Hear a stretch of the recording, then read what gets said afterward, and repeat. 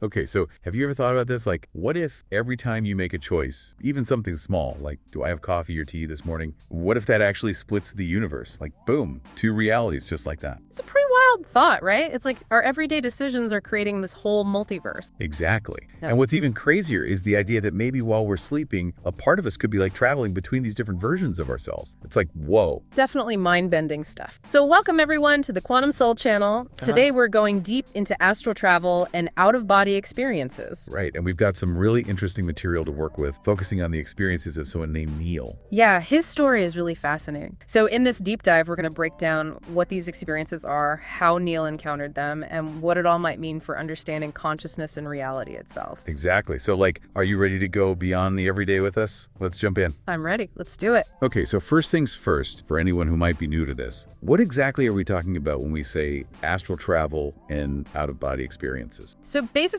astral travel is the idea that your consciousness, your astral body, can separate from your physical body and travel to other realms or dimensions, often called the astral planes. Okay, and out-of-body experiences, or OBEs, are like similar. Right. With OBEs, you still have that feeling of your consciousness separating from your body. Yeah. But you don't necessarily travel to other realms. You might just find yourself kind of hovering above your physical body, still in the same physical space. So, like, if OBEs are like stepping outside your house and looking back at it, astral travel is more like taking a trip to another country, but like in a non-physical way. Yeah, that's a good way to put it. And the interesting thing is that certain things can make these experiences more likely, like deep meditation, deep relaxation, or that kind of hazy state between being awake and asleep. Right, and that brings us to Neil. The material says he started having these experiences pretty early on in his spiritual development, often triggered by intense spiritual practices. Yeah, that seems to be a common thread. The sources we have suggest that focused intention and consistent practice can play a role in developing these abilities. So what were Neil's first astral travel experiences like? Well, he described them as feeling incredibly free, like he was no longer bound by the limits of his physical body. It was a sense of expansion and lightness, almost like he was floating. It makes you wonder, right? Like, what if our true self is way more expansive than we usually think? Like, maybe it's not just limited to this one physical body. That's a huge question about identity. If our consciousness can function outside our physical form, then what really defines who we are? And what if astral travel could be a way to connect with other versions of ourselves in those parallel universes we talked about earlier? Yeah. Maybe even the ones created by every little choice we make. Now that's getting into some pretty wild territory. It's like maybe these journeys are a form of interdimensional awareness, where we can tap into the experiences of our alternate selves. Whoa. And if that's true, could we actually learn and grow from those experiences? Like, could we integrate all these different visions of ourselves into a more whole and awakened being? It's possible. Maybe by experiencing those other aspects of ourselves, we could gain a wider perspective on our potential, our choices, and the different paths we could have taken. The material even suggests that astral travel could be a way to communicate with those other selves. It's like having an inner council of yous who've lived different lives and learned different things. Yeah, it's like tapping into a network of wisdom and experience that exists beyond our everyday awareness. And this is a big one. Can we use astral travel to heal past traumas and unlock our hidden potential? That's a really interesting question. Could we revisit difficult experiences from a different perspective or connect with parts of ourselves that hold hidden strength? It's definitely worth exploring. To illustrate this idea of a multifaceted self, the material uses some really cool imagery. It compares ourselves to a prism with countless surfaces, each astral journey revealing a new reflection, or like a diamond with infinite facets, each representing a different potential. I love those analogies. They really capture the idea that our consciousness is much more vast and varied than we might realize. Absolutely. Okay, so we've got a basic understanding of what astral travel and OBEs are and some of the possibilities they suggest. Let's dive deeper into Neil's personal journey. The material mentions a specific experience he had during deep meditation where his consciousness seemed to rise and he felt like he was floating. Can you tell us more about that? Sure. So Neil had been practicing deep meditation for a while, and during one session, he felt his awareness lifting as if he was no longer bound by gravity. He described it as an incredibly peaceful and liberating experience. And that's when he started exploring the astral plane. What did he encounter there? He described the astral plane as being full of vibrant colors and energy. He said he met beings from other realms and had conversations that felt more real than anything he'd experienced in his physical life. That's amazing.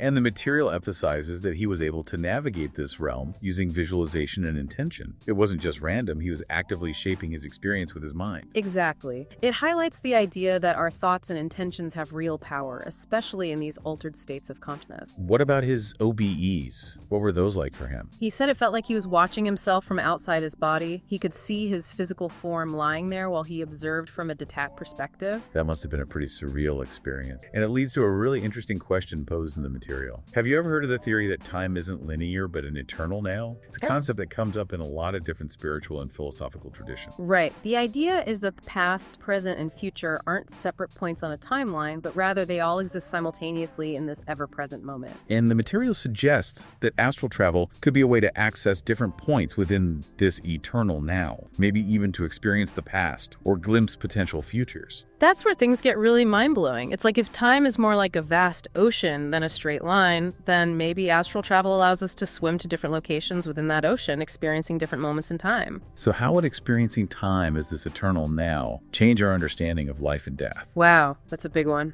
It could completely transform our perspective. If all moments are happening at once, then maybe life and death aren't so linear. Maybe they're just different aspects of this eternal existence. So Neil's journey is like a roadmap for our own exploration of these ideas. It shows us what's possible when we tap into the power of our consciousness. Exactly. His experiences offer a glimpse into the potential that lies within each of us. Okay, so Neil's story is pretty amazing, but how can we explore this for ourselves? The material asks, have you ever wondered how you can experience astral travel? It then goes on to explain some practical techniques that anyone can try. Right. So the first technique mentioned is deep meditation. It's all about quieting the mind and relaxing the body, creating a space for your consciousness to detach. And then there's visualization, using our imagination to create a mental picture of what we want to experience. The material says Neil would visualize a bright light pulling his consciousness upward. Visualization is a powerful tool for focusing our intention and energy. It's like creating a blueprint for our consciousness to follow. And the material also emphasizes the importance of deep relaxation, both physically and mentally. Releasing tension is key to allowing this shift to happen. Exactly. If our body and mind are still clinging to tension, it's harder for our consciousness to separate. And lastly, the material stresses the importance of setting a clear intention before attempting astral travel.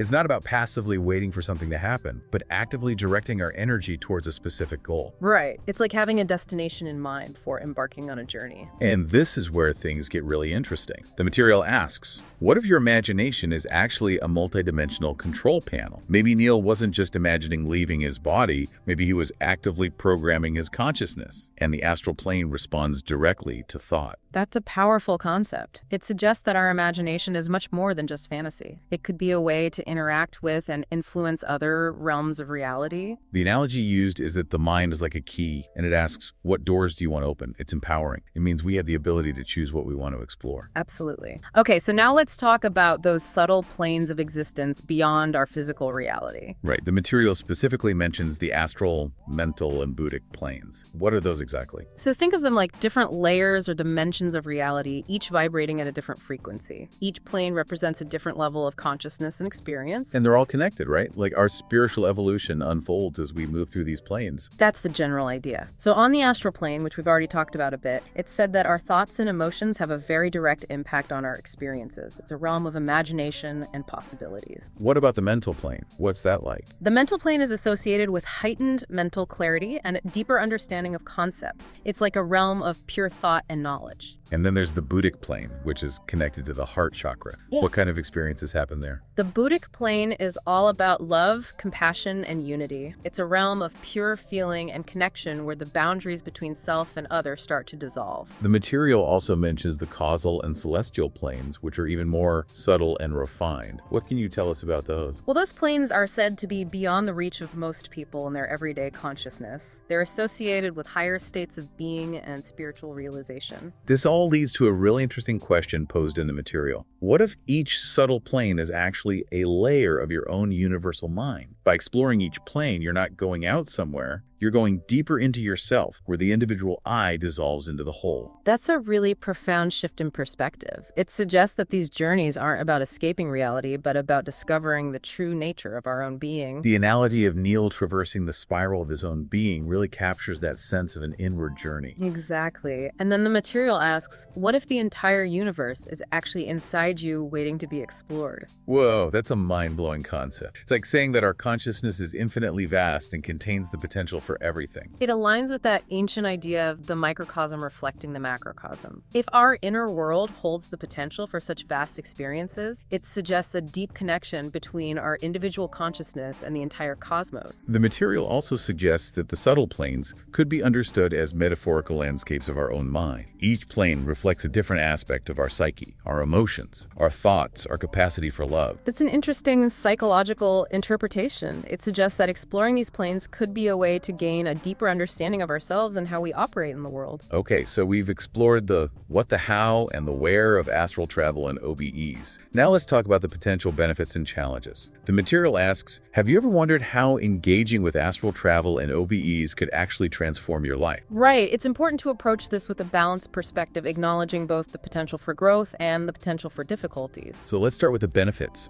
The material mentions expansion of consciousness. How does experiencing realms beyond the physical world lead to that? Well, when we encounter realities that lie beyond our everyday senses, it can challenge our limited perceptions and open us to a much wider view of existence. It's like breaking free from the confines of our normal thinking. Exactly. And it can lead to a greater sense of meaning and connection to something larger than ourselves. Another benefit is a deeper connection with the divine, that feeling of unity and harmony that many people report. Right. These experiences often lead to a sense of being part of something much greater than our individual selves. It can be incredibly profound and transformative. The material also talks about increased intuition and insight, this idea of gaining access to a deeper level of understanding. By transcending the limitations of our physical senses and rational mind, we might be able to tap into a more intuitive way of knowing. Like accessing a hidden well of wisdom within ourselves. Exactly. And lastly, there's the potential for healing and personal transformation, particularly in terms of releasing emotional block. Exploring these non-ordinary states of consciousness can provide a new perspective on past traumas and limiting beliefs. It can help us to heal and grow in ways that might not be possible in our everyday waking state. Okay, so those are some of the potential benefits. Now let's talk about the challenges. The material mentions the difficulty in returning to the physical body after an experience. Neil himself has some trouble with this, and it emphasizes the importance of visualization and intention for making that transition smoothly. Yeah, it's like remembering to pack your bags before returning from a trip. You need to have that clear intention to come back, and you can use visualization to help guide your consciousness back into your physical form. Another challenge is the possibility of encountering negative energies or entities in these realms. The material stresses the importance of staying grounded in love and compassion and using protective visualizations like surrounding yourself with a bright light. It's like having a shield of positive energy. It's about being mindful of your own state of being and taking steps to protect yourself energetically. It also mentions the difficulty in interpreting these experiences, like how do you know what's real and what's just your imagination running wild? Right, that's where discernment comes in. It's important to reflect on your experiences and to develop a sense of what feels authentic and true for you. And the material also highlights the challenge of integrating these experiences into everyday life. Yeah. You might have these incredible insights, and then you have to come back to the mundane world and figure out how to apply them. It's like coming back from an amazing adventure and trying to explain it to someone who wasn't there. It can be tricky to integrate those profound experiences into our everyday routines. It's fascinating that ancient cultures like the Egyptians, Tibetans, and Toltecs saw astral travel as a form of preparation for death. They wanted to familiarize themselves with other planes of existence and to reduce their fear of the unknown. Yeah, it shows how deeply these ideas are woven into human history and spirituality. It's like they understood that death is not the end, but a transition to another state of being. Which leads to this really powerful question. If we could lose our fear of death, how would that change the way we live our lives? That's a huge question. It could liberate us to live more fully, to pursue our passions, to appreciate every moment, to connect more deeply with others. To really illustrate the transformative power of these experiences, the material shares some personal stories of people whose lives were changed by OBEs. Yeah, right, like Sarah, who overcame her fear of death after having an OBE during a near-death experience. Yeah, she said she felt such a profound sense of peace and connection that it completely shifted her perspective on what happens when we die. And then there's John, a war veteran who found healing and purpose through an OBE that showed him he could help others who were suffering. It's incredible how these experiences can provide such deep insight and guidance. And Maria, who was able to release past trauma during an OBE in a regression therapy session, it allowed her to offer herself compassion and to move forward with a greater sense of wholeness. These stories are so powerful. And there is an interesting question. What if OBEs could actually be a way to scientifically prove the existence of the soul? It's a question that has intrigued people for centuries. If consciousness can exist independently of the physical body, it suggests that there might be a non-physical aspect of our being that survives death. It's like those OBEs are giving us glimpses into that other realm. Exactly. Yeah. And it brings us back to those ancient traditions viewing astral travel as a rehearsal for death. But now with the added perspective that death might not be an ending, but an awakening to another level of existence. What if death is not the final curtain, but just the intermission between two great acts of a vast cosmic play? That's a beautiful way to think about it. It is. It suggests that our journey continues in ways we can't even imagine.